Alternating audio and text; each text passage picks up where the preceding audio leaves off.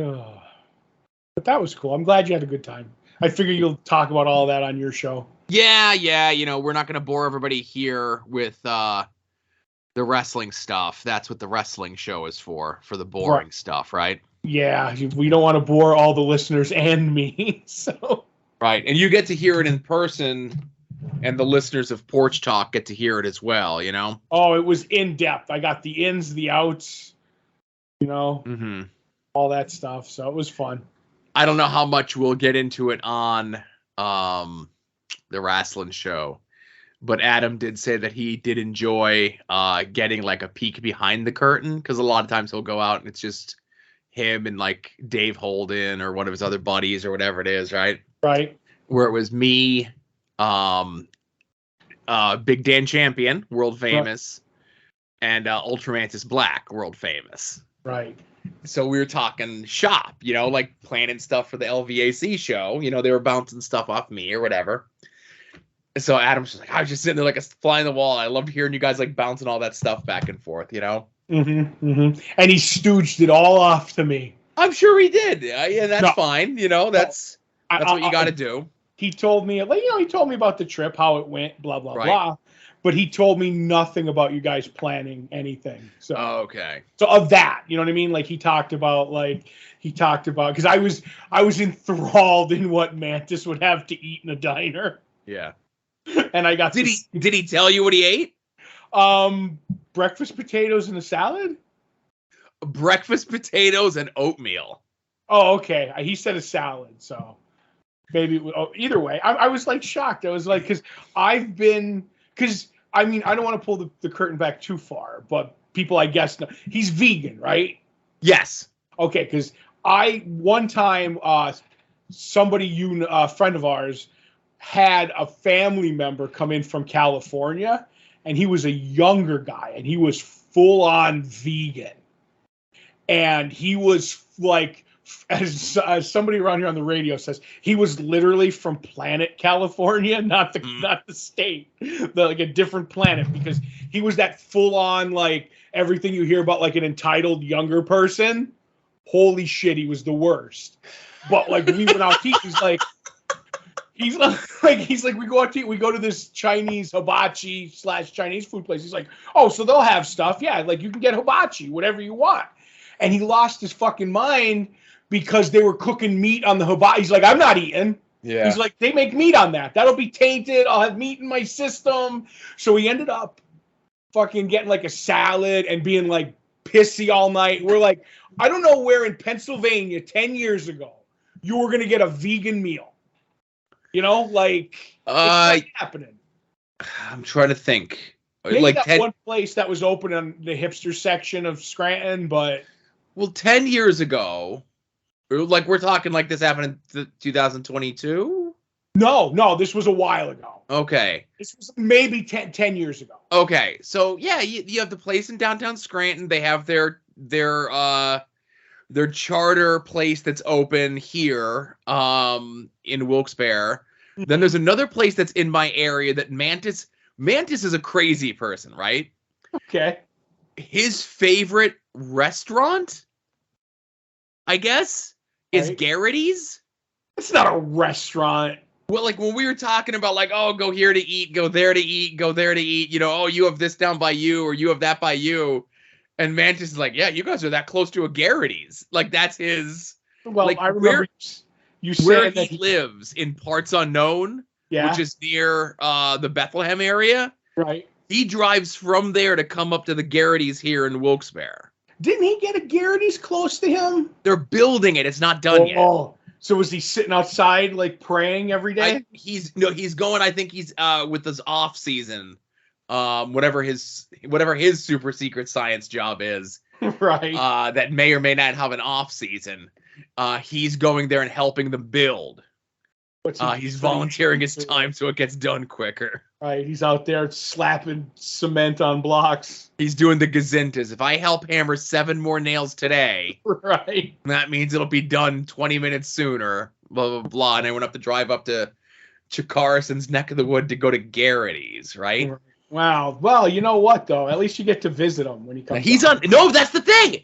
He's like when he comes up, it's like in and out. Like, what's he gonna do? Come and say hi? He What? comes, gets his groceries, and goes home. Well, he can store them in your fridge until he leaves. Keep all that vegan stuff fresh. But where I was going with this is, so obviously because he comes up to my area to go to the Garrity's, he found some other vegan place around here that's called like Umami Gorilla or something. Okay.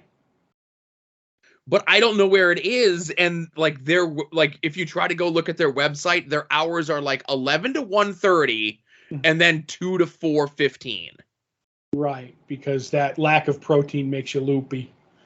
I guess. I don't know. I'm just glad. 2 reasons. I was glad I wasn't along for the ride. 1, because it was going to wrestling far away. And 2, because I would have just had to make like really pleasurable sounds while I ate a hamburger. I don't know. It's just no. Part of my... Again, so just I did mess. Mantis is allegedly away on vacation this week. Allegedly. Who? What'd you say? I'm sorry. I said Mantis is allegedly away on vacation this week. Okay. But I did just text him to see if I can get a response of what his Garrity's order looks like. To see why he's driving all the way up here to go to Garrity's. The sesame seed breadsticks. I guess. I don't know. But no, like there was one time that we were like he's been vegan, some 20 years, possibly longer, and he knows like no matter where you go, like what the vegan options are, Right. Okay. So you could have invited your California friend to go into to talk to Mantis, but I will say the last couple times that we've gone to the hibachi places around here, April has opted to get like the soup and the salad and then just get sushi just because the chefs are a little bit like too freewheeling and she'll find like a third of a steak in her vegetables. Right. That's she's like, I could deal with like the vegetables and the rice and the noodles and everything being cooked in the vicinity of meat, But like when I find a full piece of meat inside of my vegetables, she's like, I'm done, She found a whole live chicken. Right. But no, I get it. I'm just always fascinated by like, different thinking people, if you will. Yeah. Because I was force-fed my first vegan meal at the brewery, the Bash at the brewery. Oh, okay. Oh, you have the pizza. Yes. I mean, by force-fed, I meant I was hungry, and that was the only thing there.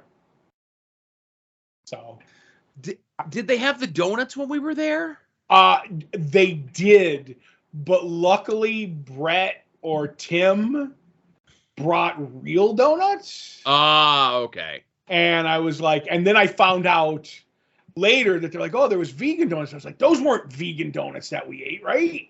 And they're like, no, they're from a bakery by somebody that was really good. And I was like, oh, okay. Because then I forget, I was drunk. I don't know if you know that at the Bash at the brewery. So somebody we did a multiple person bite at the same time of a donut. And I don't know. I was just like, as long as they weren't vegan donuts, I don't care. So. I bought the vegan ones that have been there before and they're actually really good.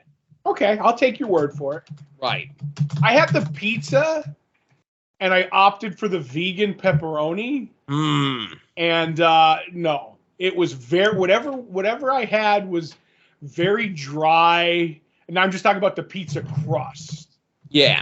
And then the pepperoni, I was like, whatever. I'm like, how much is it with? I forget if it was it was the same price with vegan pepperoni and without. I'm like, well, 4 pieces of vegan pepperoni is extra food, so it's the same price. I'll take it.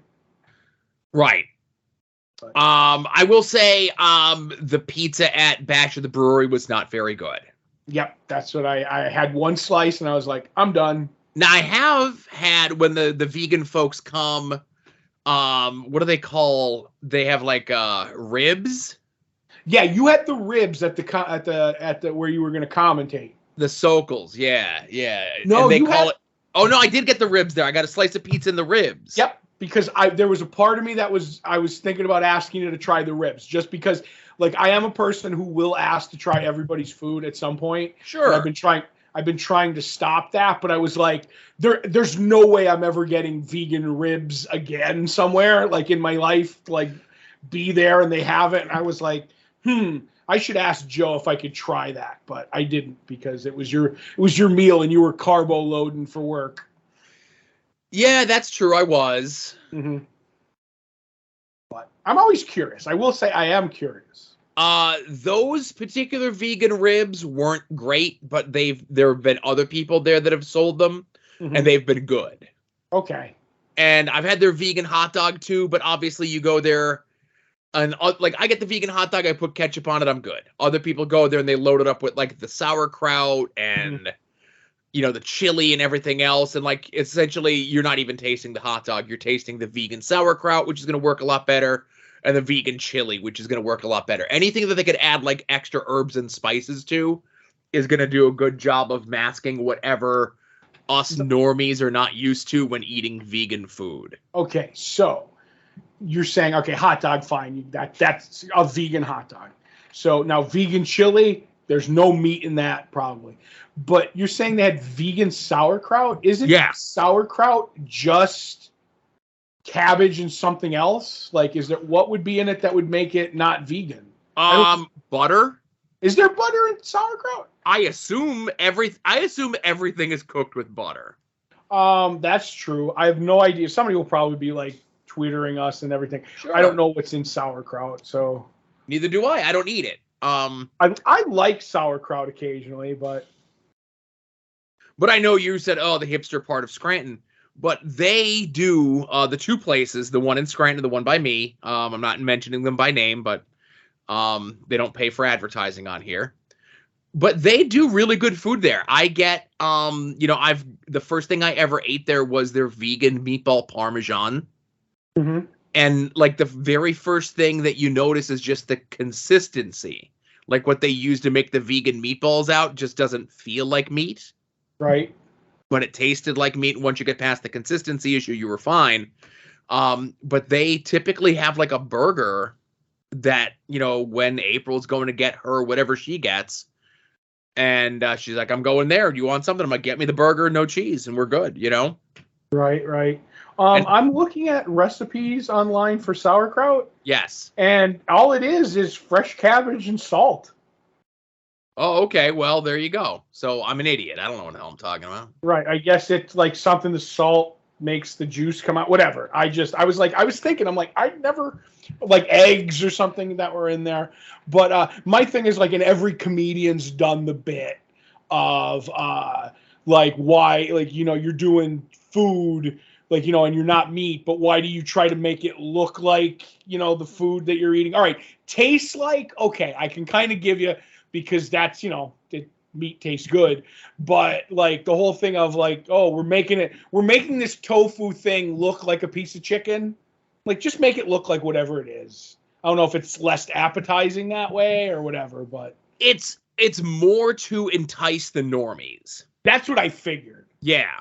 Because like I said, April typically doesn't go for like their fake meat ones. Mm-hmm. And, and obviously it's a personal preference, and I don't know a ton of vegans. But the ones that I do, or the ones that like, go vegetarian or don't eat meat or whatever it is, they typically don't eat meat because they don't like the taste of meat. So they don't want vegetables that taste like meat. They want vegetables that taste like vegetables. Right. Or soy product or whatever it is that they're using to make their fake meat with, Mm-hmm. A lot of hot vegan talk on this. Yeah, listen, we're crossing over. We're going to get some new listeners. We're going to do something. I don't know. Yep. I'm taking notes so I could put like keywords and stuff in there. Ooh, that's so we hit all the searches. I guess. I don't know. Right. Put bow tie in there. I don't know. Like bow tie pasta, or no? I'm thinking like vegan hipster bow ties. Like they wear bow ties. I don't know. Going out on a limb there. I thought they were driving like where they what's the big, okay, so as I'm sitting here thinking like what's the name of, but I do know the name, the bike with the big wheel in the front, right?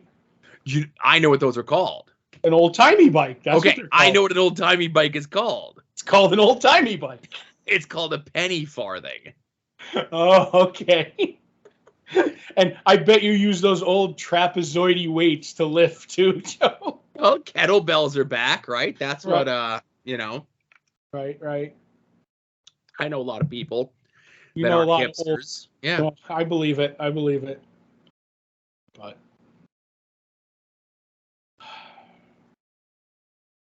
So nothing doing with you? Everything's good? You stayed out of trouble, whatever, this weekend? staying out of trouble last weekend, this week, like upcoming, getting ready to go see Rage Against the Machine on Monday in New Okay. York. New York. But that's all a cluster right now. Because me, Matt, and Josh are going together. We're meeting Scott and his friend there. He ended up getting tickets to the same show because he heard we were going. He saw Rage earlier and he's like, oh, I want to go again. But since I can't get seats near you because this concert was bought 2.5 years ago and he was originally couldn't go to this show. He had a wedding to go to and it got canceled. He's like, oh, so maybe I'll get tickets, but I'll sit alone. He goes, so he has a friend who's coming. So we're all going to meet up there. Me, Josh, and Matt are going in on the 1:00 bus on Monday, going out to eat. If Scott and them make it, we'll go out to eat with them too. Staying in a hotel, staying until about like 1:00 on Tuesday, and then leaving. So Josh has the tickets. Josh has the hotel reservations. I have the bus ticket and the parking passes. Bus tickets and the parking passes. Josh group texts us today. Hey guys, just want to let you know I tested positive for COVID today. Oh boy. So we're like, all right, that gives you 7 full days or whatever he did it to maybe be on the other side. And he's like, oh, well, if I'm still sick or I'm testing positive, I'll get you the tickets, which is not a problem. But whether he can go or not, I have the bus tickets. But then he's like, well, I have the hotel room, but it's in his name.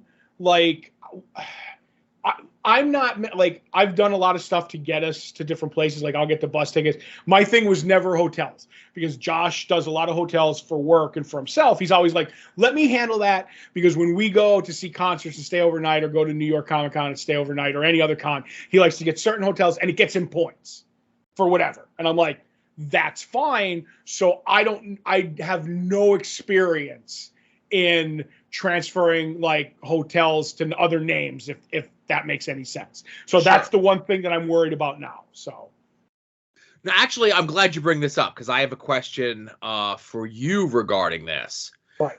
You guys are taking the bus. What time does the bus leave? Ooh, I don't hold like around 1 in the afternoon. Don't know. Like I have the time on the ticket. Say 1:35. Okay. Because we are thinking about taking the bus into New York, not this Saturday, but next Saturday. Right. But we're looking like for earlier things, and I'm having the damnedest time trying to figure out how to get like that coordinated with the bus schedule online. It looks the way it reads is like on the weekends, like the earliest buses don't leave until like 3 or 4. I don't know because the weekend schedule is different. And they have like a New York special on the weekends too. Yeah. So I don't know. I'm looking up March to New York right now. So yeah, like I had, and I got rid of it because the schedule was on my phone because I was looking up what time it would go. So weekend schedule. Scranton. The earliest would be 11:10 out of Scranton. It would be 11:35 out of, or a little bit later out of Wilkes-Barre. It would hit Wilkes-Barre. You know what I mean? Yeah, and that just stinks because we're trying to look to get out there a little bit sooner than that. Right. Well, what are you doing out there? Well, like they do like a in-person Pokemon thing. Right. And we were hoping to be able to swing and get Asa to be able to go and do it, you know? Right. But it's like from 11 to 3. Gotcha. I don't know. Maybe they have something earlier. You know what I mean? That's a... Yes, I'm looking here. And there are Marts ones that get into the city at like 10:15. Right. Leaving from like the Wyoming Valley Mall or whatever it is. Yeah. So okay. Saturdays to New York City, they have, according to this schedule, Mm-hmm. Saturday two, like you can get them as early as 4:10 a.m., Yeah. 7:20 a.m., But when I was doing it 6:45. the other day, it wasn't giving me like these earlier times for whatever reason, you know? Okay. Yeah. But like I said, and it even has like what time it rolls into, you know what I mean? Right, right. So you want to get there for what time-ish? Like 11. Right. The best that they could do is get you there 10 o'clock and you'd have an hour to kill. You know what I mean? Yeah. But that Yeah, also yeah. gives you lead time with traffic. But the buses are usually pretty good. I've done a lot of buses to New York for stuff. You know what I mean? Because I Yeah, will yeah. not drive into New York. That was one of the things because I'm not sure. Because back when we got these tickets, Matt was living here, and the It was a dealie long time was ago. right. Yeah, he's down in Georgia now, and he was like, "Oh, I'll drive, and we'll do the parking ride and blah blah blah." And I'm like, so now he's like, "Oh, well, I don't know if I'm bringing my car up this time." When we were going, he goes, "I'll probably fly up."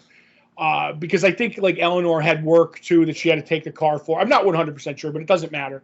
And he's like, so I can't drive. And I'm like, well, I'm not driving to New York, and Josh won't drive to New York either. And I don't. I did once to a concert, same place we're going as Madison Square Garden. I drove to the park and ride, and I didn't mind it as much. But that was literally like I don't know. I want to say like 8-9 years ago, and I'm not the driving man like now, like my eyes are worse, and I don't trust myself being in New York traffic. So Mm-hmm. that's kind of why we're doing this. But otherwise, I mean, if push came to shove, I would drive and get out of the city and get back home in the same day. If Josh can't go, we can't uh, transfer the hotel or whatever. I don't know. It's all up in the air. I Yeah. got a week to figure it out. Right. So when is the concert again? Monday, August 8th. So whatever day that is. Okay, so like it's coming up here. Yeah, yeah. Yeah, literally as we record this, and then this goes live for the dollar people and regular on Friday. It'll be 3 days from then. So Right. we'll do. So when you said that you have a week to figure it out, I'm like, oh, could we go together? But I'm like, no, you're talking about from okay. Right.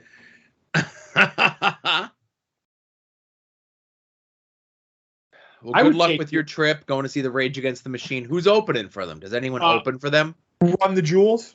Okay. Because Zach, who's the lead singer of Rage, who's their manager or whatever, like it takes care of them. So they're opening for him. And Zach, from what I understand, kind of comes out during some of their stuff and does the song. The only thing I know is I ended up peeking at the set list. I know they play Killing in the Name of, because if they didn't play Killing in the Name of, I'll be very, very upset. I'm just hoping my heart can take all the way through Killing in the Name of, because that's going to be the test, Joe. Because I'm going to go absolutely ape shit when that song comes on. Are you going into the pit? Is that what you're doing? No, we're not. We have seats. They do have general admission, but I don't know what Madison Square Garden's policy on moshing is.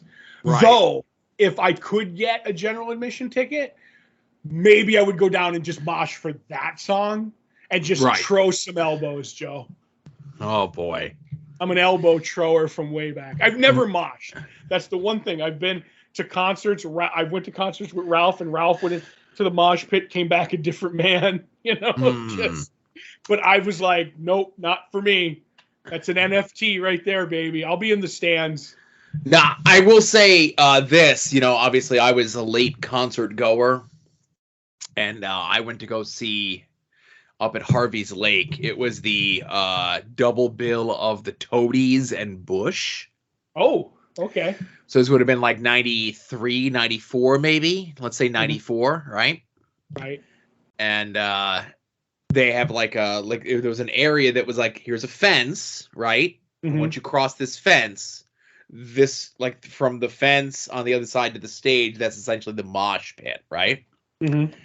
So me and the person that I was with, we were just there. We were kind of like on the other side of the fence, like the non-mosh pit side of the fence. Yeah. And the two of us were trying to work up the courage to go in there. We're trying to work up the courage. And she was like a smaller girl. And I'm like, I got your back if you're going in there. Mm-hmm. And we finally get the courage to go in there. And literally within seconds, like we're walking over to the entrance of the fence. You know how like a lot of places like this, the garbage can will be one of those like big giant like blue industrial drums. Yeah. So we saw that being crowd surfed through the mosh pit. Right. And then we saw it land on a standing person's head and knock them out. And you said, let's go in there and mosh. And I'm like, you know what? I'm good. And we both kind of looked at each other and we're like, we're good right here. Mm-hmm. The saddest mosh story I have, because I didn't mosh, but we went to Philly to the Trocadero. I've been there before. Right. I think the Trocadero is closed now. It is with the wrestling stuff. I many people contact me to let me know that it's closed. That breaks my heart because I went to the Trocadero and I loved it as a venue for seeing stuff. So we went to see Mike Ness, not Mike Nesmith, Mike Ness. Did he have his real hat with him? Yes, he did. He has his real hat, but he's the lead singer for Social Distortion. Okay. Just in case you didn't know or anybody doesn't know. I didn't. So we go. But Mike Ness is doing solo stuff, not Social D stuff, and it was all his like he did a country and western album. When I'm talking country, I'm not talking Garth Brooks. I'm talking the old I lost my wife, I lost my dog, I missed my truck kind of country. Sure. And it was that, and he's like, okay, I'm going to sprinkle in some of my Social D stuff. And we're like, okay, but it wasn't heavy electric. It was all like slide guitar and everything. And he started playing Ball in a Chain. And me and this was another show, me, Scott, and Ralph were up the front. And we're watching the band and he starts saying, this is Ball in a Chain. It's like, wah, wah, wah, wah, like that version of it. Like, and all of a sudden these kids start moshing. They start like bouncing off each other. And it's three of them. There's nobody else around them. And he's playing this really sad, slow version of fucking Ball in a Chain. And they're trying. And like me, Scott, and John, like, I'm like, do whatever you want. But I'm like, really? We're doing this kind of a thing? And they finally, like, about like 45 seconds into the song, realized how ridiculous they looked. And they just kind of like sad Charlie Brown shuffled off somewhere else in the Trocadero. I was like, good. Okay, you understand. But the Trocadero is the infamous Chikara show where the set got ripped down and Wink Vavasaur was eating an apple while everything was destroyed around him. With the toughest man in security guarding the door. Luckily, whoever damaged the glass there wasn't wearing a helmet when they did it, because they really would have broke right through that glass, I think. Oh, sure. But then you scratch the logo and you won't know whether it's good or not, Joe. Oh, that's true. That's true. So, wow. I think this was a good episode, Joe. All right. I like when you call it. You're like, all right, we're done. That's enough. Well, do you want to go on? No, we could, but I don't want to. What do you got? What do you got? I don't know, stuff that I could tell you off air. Okay. We did planning for the main show off air. Okay. Yes, we did. And that bled into this. So it was a good enough place. You plug the Patreon, patreon.com/longboxheroes. It's the beginning of the month. Go sign up if you're not already Patreon. Go up your pledge. I just did put the August previews up there for everyone, August 92. I have to go back and look to see which ones I'm missing from 90 to go start putting them up as well. Right. Obviously we have Previewing the Past, Pyro Mounties. We're getting close to the time where we have to figure out what next year's movie show is. Right. If we don't get that, Mark interview with Mark Pyro, then that 12th episode is probably going to be us hashing shit out. Right. Amazon link, top of the page, affiliate link over at longboxheroes.com. It's in the show notes to every single one of these episodes, no matter where you get the episodes. And TeePublic sale is next week. So, that's it. Thanks for listening.